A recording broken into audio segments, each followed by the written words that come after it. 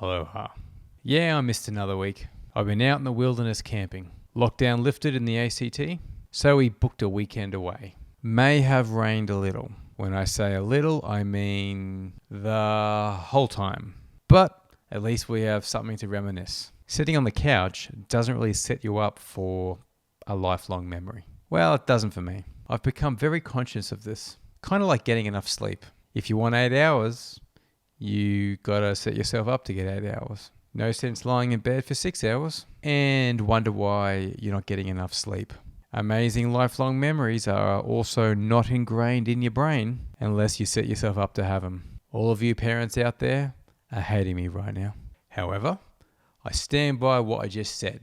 I bring this up because of the response people have had when I tell them about breathing techniques. No one does it, and there's a few reasons for that. People might assume that I just had issues with my lungs, so I adopted breathing techniques out of necessity. Perfectly acceptable argument, mainly because it's 100% correct. If I hadn't have had over 6 liters of fluid drained from my lungs, I may not have given breathing exercises the same level of attention. So that's why someone might say, I have no breathing difficulties, area secured. The other reason, it's not an overnight progression. There's not exactly a inherent dopamine response from breathing techniques, right? Conversely, poor breathing technique is not going to affect you negatively overnight. It's the accumulation of years and decades of personal neglect. And we're all about that short-term dopamine hit, right? We got social media to consume. 15 seasons of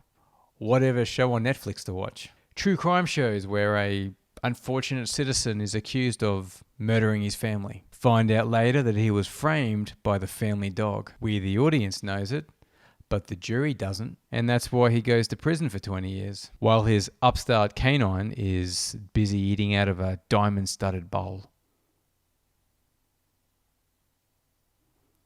Or something.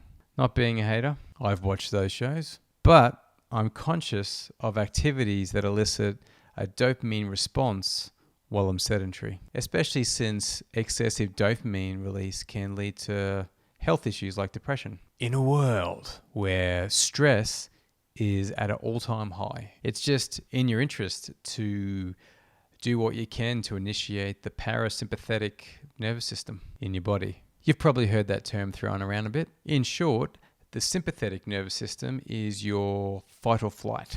It's what your body engages when a bear is threatening to eat you alive, starting from your delicious asshole. I've mentioned this before, but it's never not worth bringing up because it's fucking terrifying. That's why they call it fight or flight, because when put in that fun little scenario, we'll do just about anything to remove ourselves to somewhere a little bit more hospitable.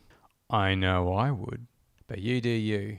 Now, just imagine what's happening to your body in that state. What your body is doing when it perceives death is imminent. I don't have time to go into it, but it's a lot of stress. We're not designed to be in that state for long periods of time, especially while sitting on the couch, and especially day to day. Compare that to the parasympathetic nervous system. It's more or less the complete opposite. It's what controls our immune and inflammatory response. It's how we heal and digest food correctly. Another hot shit science that enables us to chill the fuck out after avoiding that pesky bear that wants to have his way with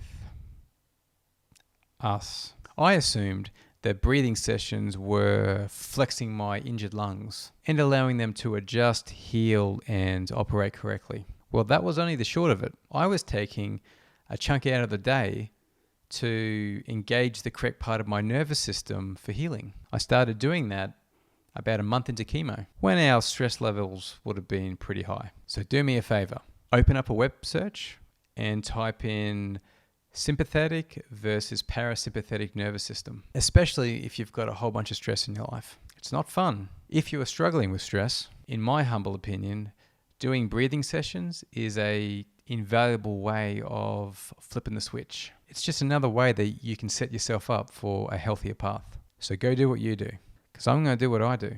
And as always, for Julie.